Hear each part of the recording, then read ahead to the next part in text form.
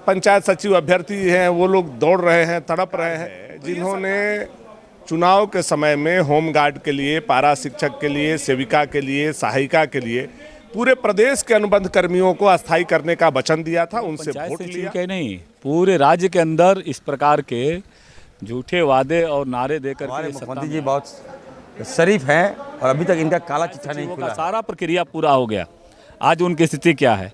तो ऐसे ही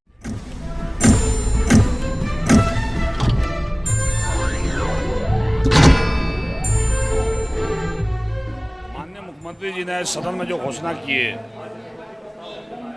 कि बेरोजगारों को हम बेरोजगारी भत्ता देंगे, पहले उन्होंने वादे किए थे कि हम मंथली हर महीने इस राज्य के ग्रेजुएशन पास नौजवानों को 5,000 से 7,000 रुपया बेरोजगारी भत्ता देंगे। और अभी मुख्यमंत्री जी उसमें पलट गए। अब उन्होंने आइस वॉच करते हुए कहा है कि जो मंथली नहीं देके सालाना में 5,000 देंगे वो एक बार बेरोजगारी भत्ता, वो भी ग्रेजुएशन पास नौजवानों को नहीं देंगे। आप कोई IIT किया हुआ टेक्निकल कोई छात्र होगा उन्हीं को देंगे ये, वो भी साल में 5,000 रुपया, तो उससे ये मुकर गए। दूसरी बात, आज सदन में आपने देखा होगा बालू को लेकर हम लोगों ने जोरदार तरीके से आवाज़ उठाई थी कि भाई इस राज्य में यहाँ के आम जनता को, किसानों को उसके निजी कार्य के लिए, घरेलू कार्य के लिए, प्रधानमंत्री आवास के लिए, अन्य विकास के कार्यों के लिए बालू को फ्री कर देना चाहिए। लेकिन उस पर भी जो है सो मंत्री का जवाब गोल मटोल आया। फिर हम लोग अड़े तो माननीय मुख्यमंत्री जी ने उसमें जवाब दिए, लेकिन उन्होंने कहा कि हम अगले वित्तीय वर्ष में बालू घाट का नीलामी करेंगे। लेकिन अभी जो हम लोगों ने मांग किया था कि आप बालू घाट को फ्री करिए, क्योंकि आप यहाँ से बालू हाईवा से और ट्रक से इस राज्य से बंगाल और बिहार जा रहा है, उस पर पुलिस नहीं रोक रही है।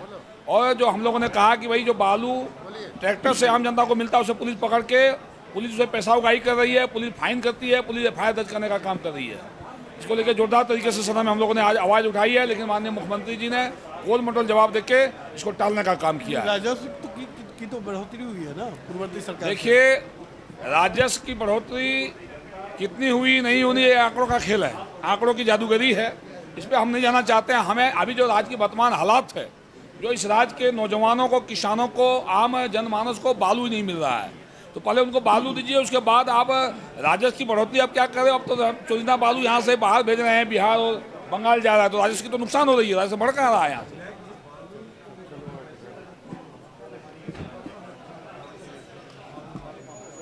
बालू माफिया, इसमें बालू माफिया और पुलिस प्रशासन मिला हुआ है, राज्य सरकार का संरक्षण प्राप्त है इसे। पिछले 15 महीना स्वास्थ्य विभाग का कमान आदरणीय बन्ना गुप्ता जी के हाथों में है। बन्ना गुप्ता जी पिछले 15 महीनों में पूरी तरह से फेल हो गए, स्वास्थ्य व्यवस्था पटरी से उतर गई है।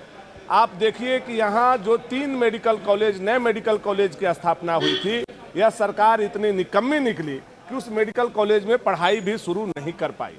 आप रिम्स की स्थिति देख लीजिए, एम्बुलेंस पर उठा करके इस झारखंड प्रदेश में ले जाया जा रहा है, जिसका खबर आप ही लोगों के द्वारा दिखाया गया। तो ये झारखंड प्रदेश की स्वास्थ्य व्यवस्था पूरी तरह से लचर है, सरकार पूरी तरह से फेल है, सरकार कमाने में लगी है। ये मैं नहीं बोल रहा हूँ, ये कांग्रेस के एक वरिष्ठ पूर्व के सांसद ने कहा कि यहाँ के प्रभारी कांग्रेस के आते हैं और कांग्रेस के मंत्रियों से पैसा लेकर के जाते हैं। तो कांग्रेस के मंत्री कौन है? बन्ना गुप्ता जी हैं। तो निश्चित तौर पर वो स्वास्थ्य विभाग से पैसा कमाते होंगे और वो अपने प्रभारी को देते होंगे। कोरोना मामले में तो बारवाही लेने का काम किया, उन्होंने सवाल उठाया। देखिए, यही तो उन्होंने एक सिविल सर्जन को RSS का एजेंट का, एक सिविल सर्जन अगर राष्ट्रीय स्वयं सेवक संघ के शाखा में जाता है तो क्या यह राष्ट्र विरोधी गतिविधि है? क्या राष्ट्र विरोधी यह कार्य है? कैसे आइडेंटिफाई करके उन्होंने एक इंटेलेक्चुअल को किस तरह से गलत तरीका से प्रदर्शित करने का काम किया। और हम लोगों के पास प्रमाण है, हम लोगों ने कहा कि इसका जांच NIA से सरकार करा ले कि इरफान अंसारी ISI का स्लीपर सेल का झारखंड का एजेंट है। सरकार है जिन्होंने चुनाव के समय में होमगार्ड के लिए, पारा शिक्षक के लिए, सेविका के लिए, सहायिका के लिए पूरे प्रदेश के अनुबंध कर्मियों को अस्थायी करने का वचन दिया था, उनसे वोट लिया, उनको उपयोग किया। और जैसे ही इनका काम निकल गया तो यूज एंड थ्रो का पॉलिसी इन्होंने अपनाया। आज होमगार्ड देखिए धरना पर बैठे हैं, पारा शिक्षक धरना पर बैठे हैं, सेविका सहायिका लड़ रही हैं, सहायक पुलिस को लाठी डंडा दिया जा रहा है, पंचायत सचिव अभ्यर्थी हैं वो लोग दौड़ रहे हैं, तड़प रहे हैं। तो ये सरकार का पूरा पोल धीरे धीरे खोल रहा है और जो इन्होंने गुब्बारा में हवा भरा था वो टाय टाय फीस होने वाली है और ये सरकार का विदाई भी बहुत जल्द होने वाली है। निश्चित रूप से जो हमारे प्रवासी मजदूर हैं, हमारे माननीय मुख्यमंत्री जी ने बहुत ही प्रवासी मजदूरों के दर्द के बारे में उनका बयान हमने भी देखा है और हम तो चाहेंगे कि माननीय मुख्यमंत्री जी अपनी घोषणाओं पर अमल करें। इन प्रवासी मजदूरों के बारे में जो आपने अच्छी अच्छी बातें कही है वो अच्छा होता कि माननीय मुख्यमंत्री जी वो जो प्रभावित परिवार है उस परिवारों को निश्चित रूप से मुआवजा और नौकरी देने का काम करते हैं।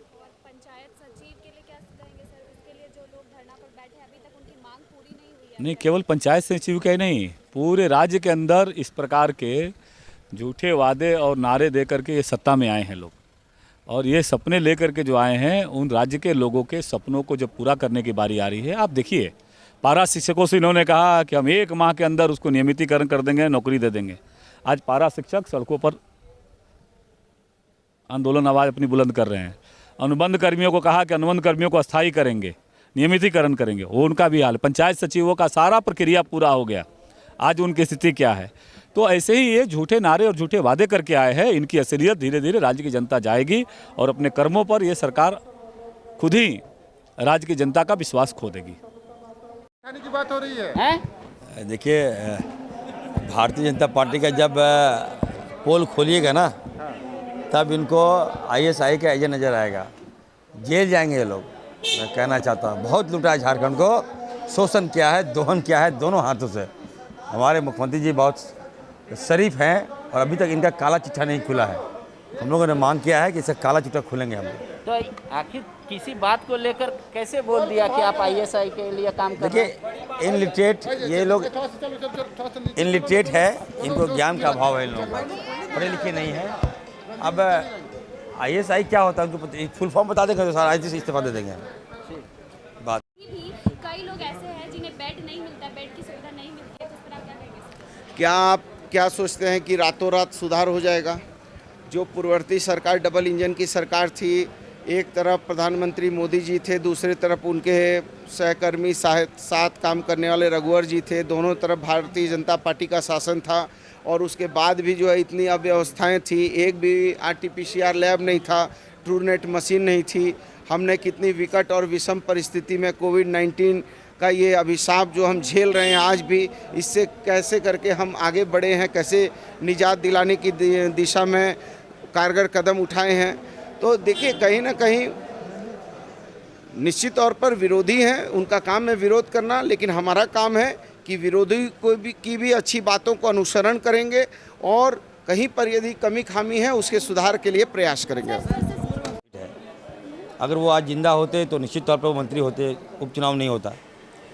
वो हमारे बीच नहीं है, लेकिन मैं कहना चाहता हूँ एक सहानुभूति उनके परिवार के साथ है। झारखंड मुक्ति मोर्चा का वो सीट है, हमारा अलायंस है यहाँ, और पार्टी यदि हम लोग को कहेगा तो निश्चित तौर पर जाऊँगा। पार्टी जहाँ भेजेगा हम लोग जाएंगे वहाँ पर, और किसी कीमत पर भारतीय जनता पार्टी तो भूल जाए, जब तक इरफान अंसारी रहेगा भाजपा नहीं सकेगी। RJD भी दावा कर रही है कि कोई RJD का दावा क्यों बनता है? नहीं बनता है, हल की बात है। झूठ पूछ दावा करेगा तो RJD को नहीं, अच्छी बात नहीं है। क्यों दावा? आपका है ही नहीं कुछ, तो क्यों कहीं दाओगे? क्यों बीच में आ रहे हैं आप? वो हाजी साहब का सीट है, हम लोगों ने दे दिया हाजी साहब को। उनके बेटे को मुख्यमंत्री जी ने मंत्री तक बना दिया।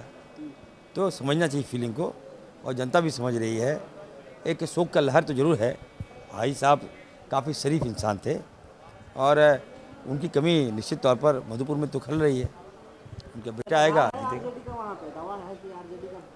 काहे के लिए दावा कुछ है? RJD कहाँ है वोट वहाँ? बट ऐसा नहीं है। अब शुरू होगी, हम लोगों के